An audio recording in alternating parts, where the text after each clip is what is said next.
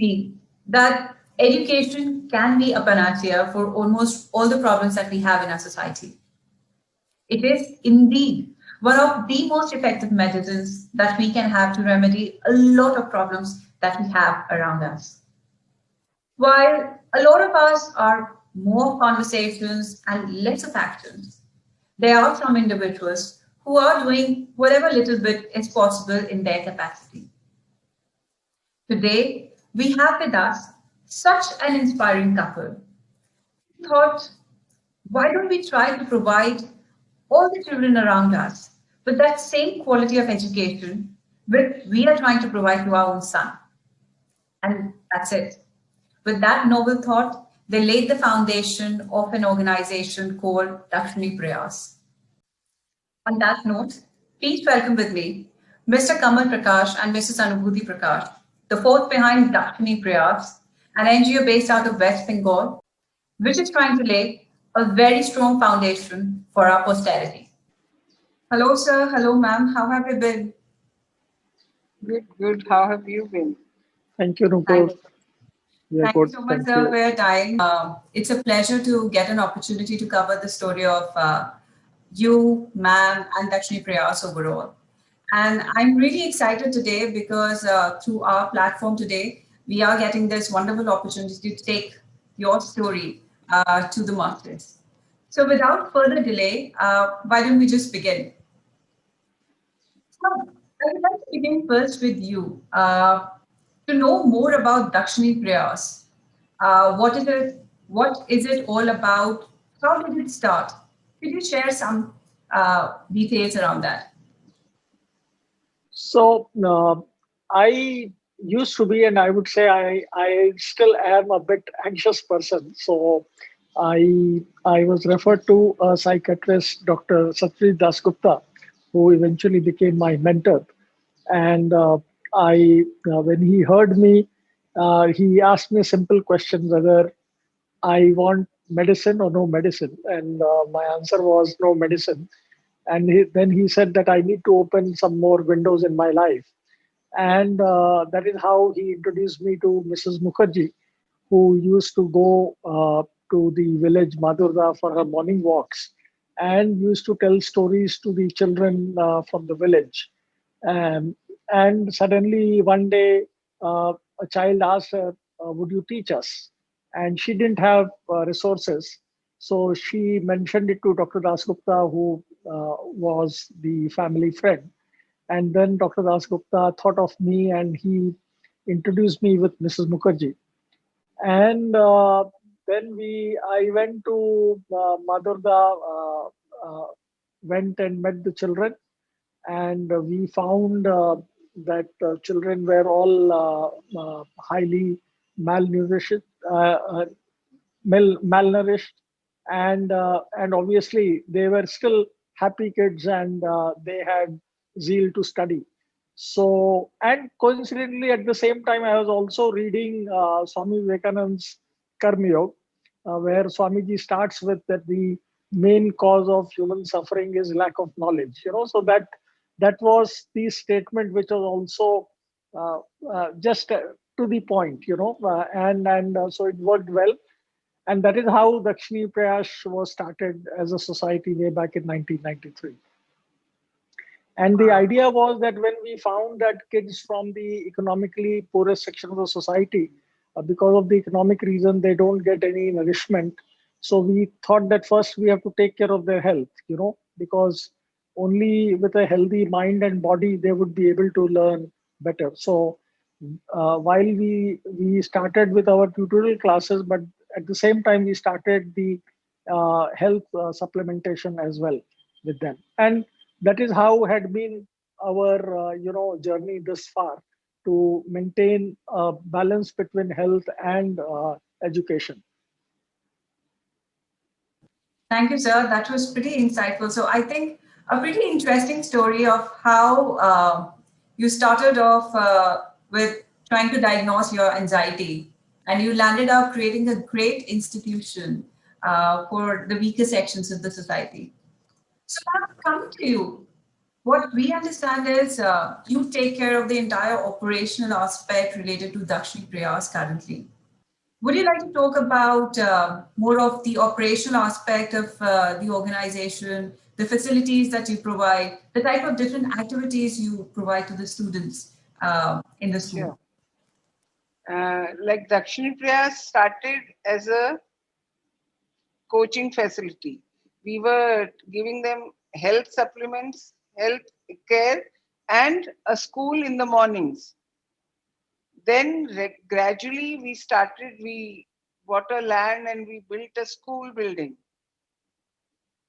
And we started with nursery and class 1 as a formal school.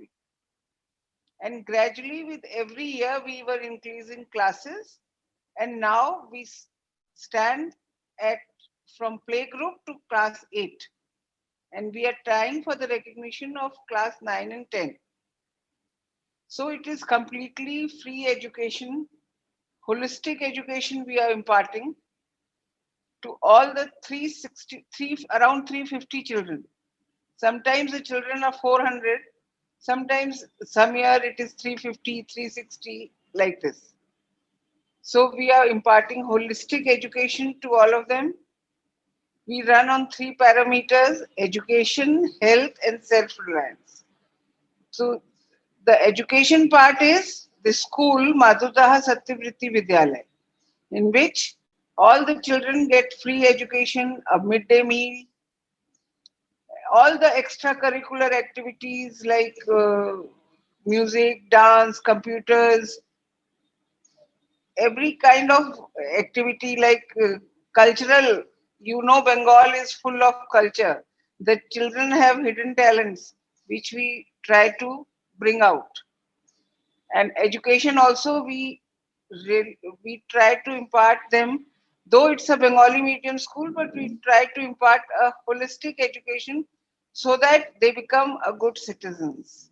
We have all kinds of sports: badminton, then kho, football, cricket, and all physical exercises, yoga, meditation, everything our children do.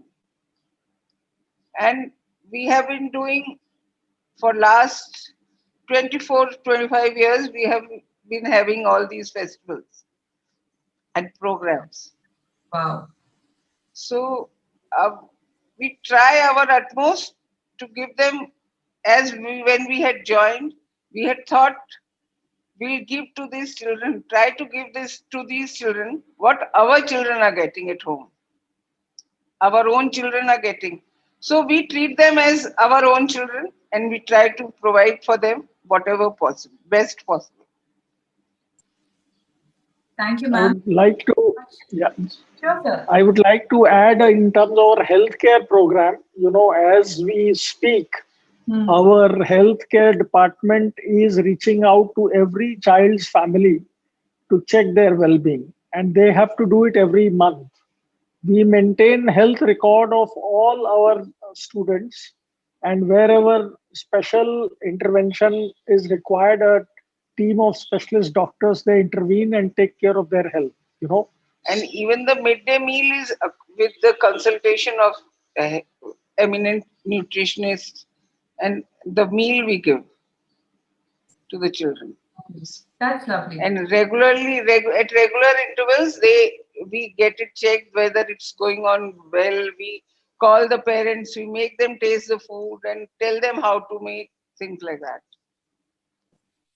Wow, that's actually I would say such a thorough plan to ensure that you are covering every aspect related to the 360-degree growth and development of the children who are coming to Dakshini Priyas. You mentioned this thorough list of activities you are engaged in just to ensure that anyone who is associated with Dakshini Priyas gets a holistic and all-round development.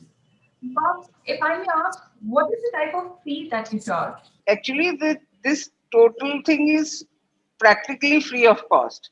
We Oh, are just charging them 50 rupees a month, so that also to ensure that they are coming regularly to the school. 50 rupees also important to them. So if we if they have to pay a fee. So then they are regular. The parents also feel that no, he or she, the child has to go to school. Otherwise, if it is totally free, then and if one day they'll come, 2 days they will not come. If they have something at home, some function or some mother is sick or father is going out, things like that, they will miss the school. They won't have the importance of to ensure that we have put this fee. But ma'am, 50 rupees, even though I'd say it's a very clever and an intelligent idea to ensure that the students are serious and sincere towards their studies and participation in education. 50 rupees actually just, I would say nothing because in comparison to the amount of facilities that are being provided to them, I am really, what we say, I am literally wondering how Dakshini Prayas is actually managing all of this. So, sir, if I may ask, how are you managing the funds over here? So from the day one, when we started, I mean, with the four students also, and started taking care of the health of many more children, uh, the whole idea was that whatever we do, it should sustain, and like we followed a principle with our business, with our family, that a very, I don't know from where this thumb rule came, that we must have 5 years expense in the liquid form available, so that was the principle we had adopted from day one, that even if I'm committing 1 rupee, I must have 5 rupee to sustain for next 5 years. So we started building corpus. So like you do every year, the budgeting and plans. So building up the corpus was an integral part of that. And and that it is there today. Even today, we in our budget we have to add to the corpus. So a good part of the today our expenses are from the return of the corpus investments.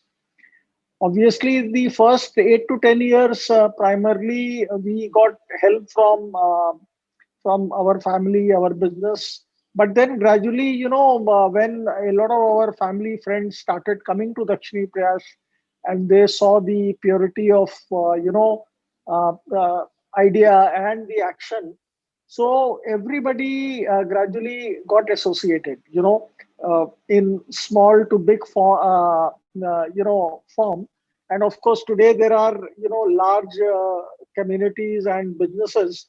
We have become part of their CSR funding, and we have started, yeah, sponsor a child's education program, Power of Pencil. So because we spend about 17,500 rupees per year per child, we have one of the best student teacher ratio in this part of the country. Like we have 30 plus teachers for 350 to 400 students, and plus we have other community associated program. We have built two buildings, and we are going to build third one. But the those who have been associated with us, communities and the businesses, they have all been always very forthcoming to help us. That's really nice. Indeed, I maybe off the line, I would love to take some tips from you to save and try to create some corpus for myself. But on a serious note, sir, 17,500 per student, and you're just charging 50 rupees. I'm sure you've got a really strong family and a group of friends and a group of well-wishers who are coming forward and helping you continue and sustain and take Dakshini Prayas to the next level. But sir, if I may ask, I would really like you to elaborate a bit more on this program you mentioned, wherein you said that you are even helping the families of the students. You just touched upon it. Maybe if you'd like to take a moment to talk about that, please. It's a self-reliance section of our society organization, the Okay. self-reliance section, in Okay. which the mothers of the children, Mhm. they come and drop the children and work with us. we teach them different crafts. Like we have a proper paper department, paper products department, in which they are being taught the bags, wrapping papers, money envelopes, all these things are made and printed there, and then we market them through different sources. So they get, well, earlier they were getting hourly basis, now they get per piece money for that labor cost. And this way, these ladies of the mothers of the children get a personal income which they always have for the benefit of herself and for their children.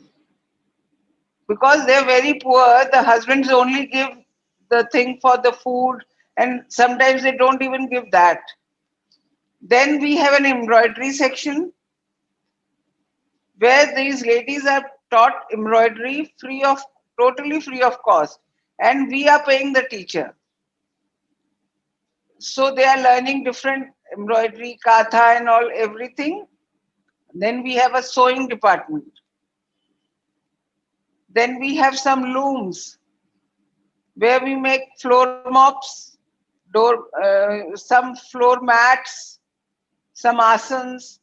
We are all making beautiful. You can go on to our site and see.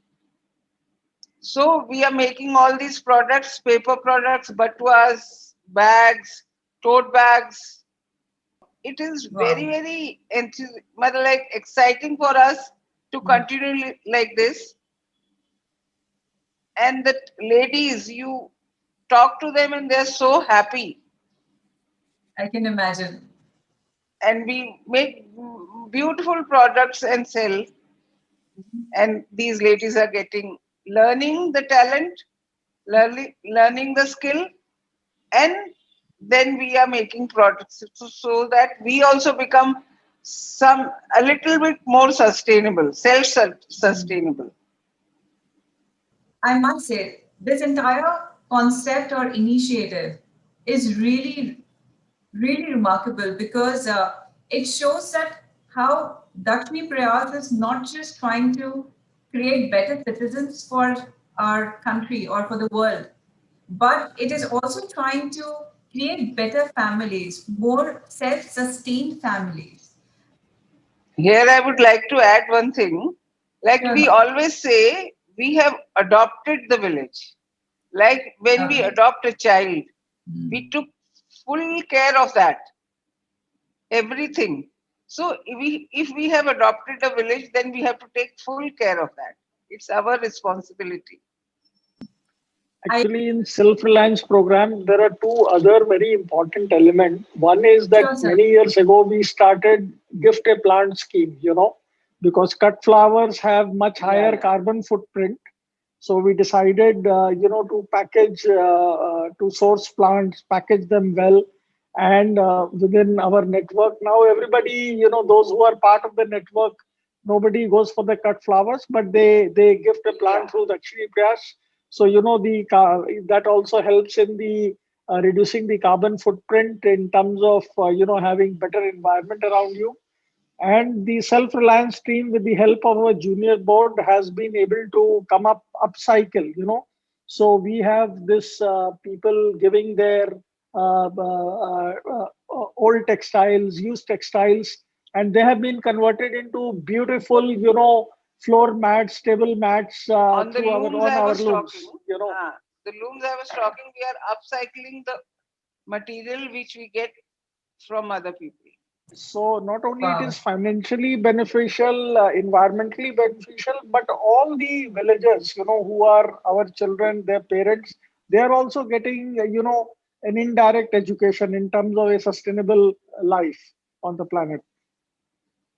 Talking about this whole pandemic business, 22nd of March, the lockdown was announced, and 24th of March, I sent a message to Anu and our head of our principal and head of senior section that we have to immediately do something for these children. Otherwise, we are getting into a very indefinite period, and these children, they will lose whatever they have learned, and possibly there could be And I, on 10th of April, Dakshini Priya started with tele-education because our children come from such poor section of the society that they Yeah. have been only using analog phones, their families, and maybe only just one phone. And our teachers started teaching them through conference calls, through SMS, and sometimes teaching single child, sometimes teaching 4 or 5 children from 6 o'clock in the morning till 10 o'clock in the night. And within 2 months, I think every family recognized the value of education, and they all invested in smartphones. They all saved money and got smartphone for their children. Right now, only 11 Wow. children are without smartphones. Oh, okay. And Okay. and so they are all transformed. They did their midterm exam, they did their annual program, they did their Mhm. uh, uh, cultural meet, everything online, final exam. So they are all so tech savvy. And we also got a grant from Rotary in Germany. Meanwhile, when they looked at our work, and now all our teachers are also equipped with their personal laptops and tablets, so that their service delivery could improve.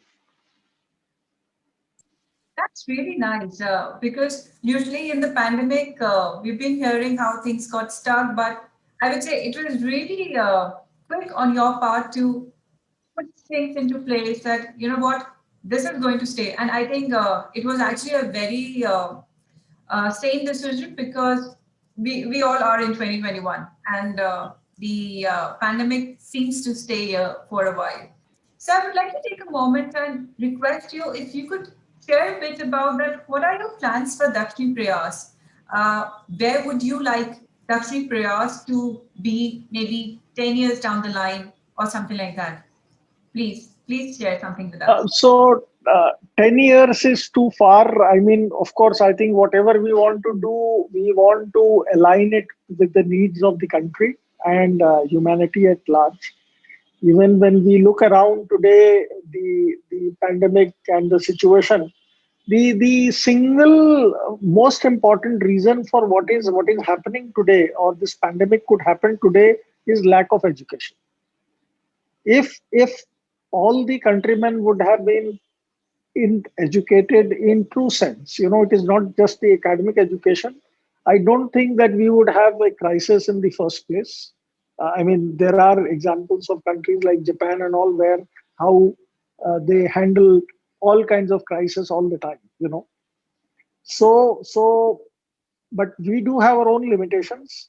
So eventually, Dakshini Prayas should become a role model, whereby people could still, those who do not have financial resources, we could help others also to build and scale up and build such model institutions where holistic education could be imparted. In holistic education, I take healthcare as an integral part of the holistic education, uh, and so that this movement can grow. And definitely we would like to use technology. We have learned all the benefits of the technology today, through the pandemic. So scaling up has become much easier. So we would like Dakshini Prayas to grow to a level. We would obviously, we would not like to go beyond a certain, say, we may be going up to the class 10th or maybe up to class 12 level, but definitely the idea of building up skill development program, teachers training program, so that you get into the capacity building, because what India lacks today is the capacity. There are millions of needy students, but we do not have the capacity to educate them to. And I think once you have the education, India, all problems of the country can be taken care of by one single uh, uh, uh, means. So that's what we would like to see, and we would like to have a very dynamic and organization at Dakshini Prayas, which is already being done through our junior port. So in due course, they take over from us, and then that is how the movement should go on. So that with times we will evolve, and we have to stay relevant to serve the society, which I consider to be a privilege. Definitely, sir. And what I can just say that it's a great idea. It's a great thought process. And I'm sure best wishes and warm wishes for the success of it would just keep on flowing in. So, sir, on just to continue with this particular thought, if someone is willing to participate or support this cause of yours, how can you do that? If you could just share some details over there, I think it would be really helpful for our viewers today. So, I mean, we have a full-fledged website, quite dynamic and active. All our programs are listed there, and we have an area for volunteers. So people want to impart, their skill set. Even today, technology allows wherever you are. The most important thing, and I will go back again a little bit philosophically, to Swami Vivekananda, where he characterized the charity in four forms. The first one giving someone knowledge, the next one giving somebody your labor, the next one giving someone food, and the last one giving money. So I would say the same way, that if you have skill set which you feel you can impart to our team, to our community, you can be in touch with us. We will make the special the right provisions that it can be done. Otherwise, if you have other resources to take care of, say financial resources, we have the program for a power of pencil, where you can sponsor one or more children for 1 year for their lifetime education of one child at Dakshini Prayas by contributing to the corpus. We are going to have our third building soon, and definitely we will be investing a lot on the technology, and also in upgrading our resource pool, our teachers, and also our resource pool. So we are open to collaborate with people, with institutions in any part of the world, as we have been doing so far. Thank you so much, sir. Thank you so much, ma'am. I must say, this conversation is one of my favorites because I personally am an ardent believer of the fact that education is the only thing which actually eliminates all sort of distinctions that exist in our society, be it related to caste, color, nationality, anything and everything. And I'm really very happy to know that people like you or organizations like Dakshini Prayas are there and they want to grow and take their message to the wider community. So that at the end of the day, we can actually try to give a chance to everyone around us to lead a good and a better life. So, with that message, I would again like to say a sincere thanks to both of you and really best wishes, warm wishes on behalf of That's My Story. And I'm sure Dakshi Prayas is set for success in the future. For our viewers, we would be sharing all the details related to Dakshmi Prayas in the description beneath. And please reach out to the team.